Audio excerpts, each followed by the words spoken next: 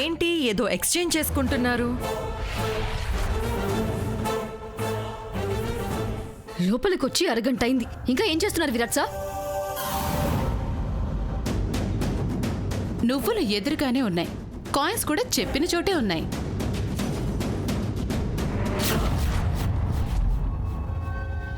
అయినా దొరకడం ఆలస్యమైందేంటి విరాట్? నువ్వులు నాకు దొరికాయి, కాయిన్స్ తనకు దొరికాయి.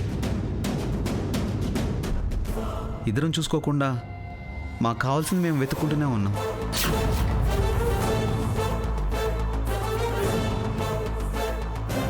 దాన్ని ఒంటరిగా ఎందుకు వదిలేస్తున్నారు మీరు?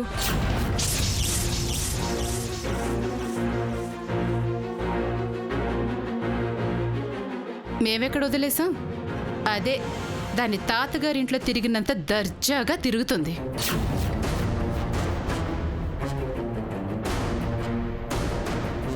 ఎవరిని పడితే వాళ్ళని లోపలికి రానివ్వకండి. ఇక నుంచైనా మన జాగ్రత్తలో మనం ఉండాలి. మీరు ముగ్గురు ఏం మాట్లాడుకున్నా నాకు అర్థం కావడం లేదు. అంత తక్కువ మనుషులు ఎవరు లేరు ఇక్కడ.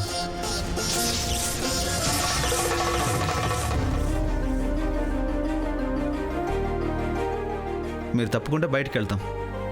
పద భూమి.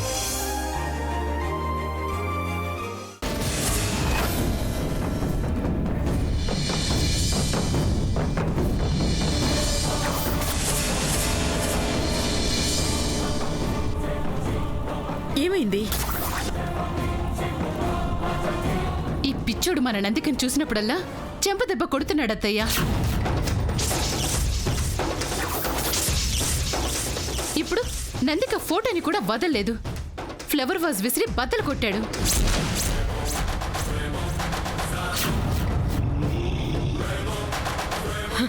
అవును నాన్నమ్మ, ఈ అప్పల్ రాజు నన్ను బ్రతికినిచ్చినట్టు లేడు.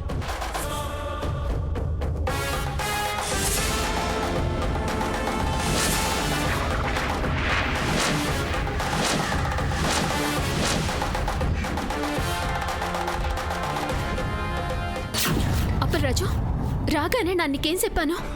ఈ డల్లర్ చేసావంటే ఊరుకున్నాను చెప్పానా? ఏంటి పని? నా మాటన్నా నీకు లెక్క లేకుండా పోయినదా?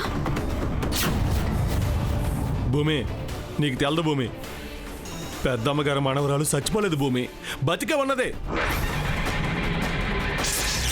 ప్రాణాలతోనే ఉన్నది.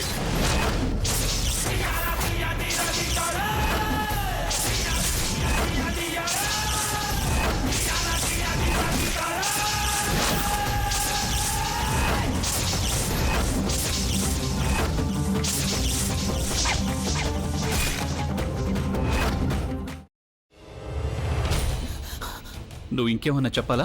ఇంకేమన్నా అబద్ధం చెప్పాలనుకుంటే చెప్పేయి. నేను చూడాలనుకుంటున్నాను నన్ను మోసం చేయడానికి నువ్వు ఎంత నీచానికి దిగజారగలవు అని. ఎందుకు ఆలియా, ఎందుకు నువ్వు ఇలా చేసావు?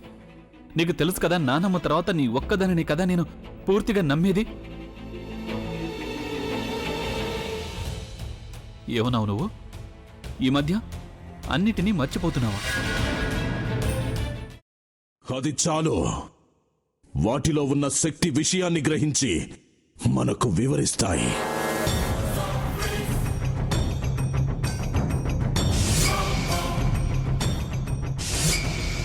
ఎవరు ఆ దండ విప్పొద్దు, గది తలుపులు తెరవద్దు.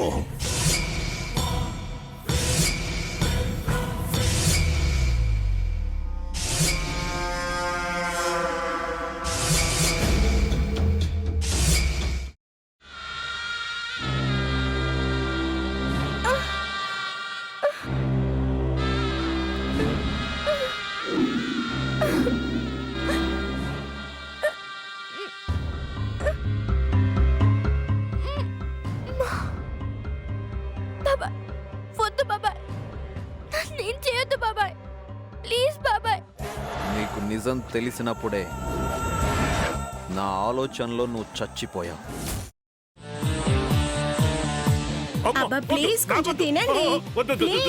భీమారావు గారు, మీరా? ఇగో మీరా కాదు సక్కుబాయ్. అవును, మీ పనామే లేచిపోయిందని చెప్పి కంప్లైంట్ ఇచ్చినావు కదా. రేయ్, ఆయన కంప్లైంట్ ఇచ్చింది లేచిపోయిందని కాదు, కనిపించడం లేదు అని. అట్లానా? సరే మేడం. ఇడియట్. ఆ వంట మనిషి పేరేంటన్నారు? రత్తాలు మేడం. ఏం పెద్ద మంచి నీ వంట మంచిని కూడా మేడం అని పిలుస్తావా? రేయ్ హాఫ్ బ్రెయిన్,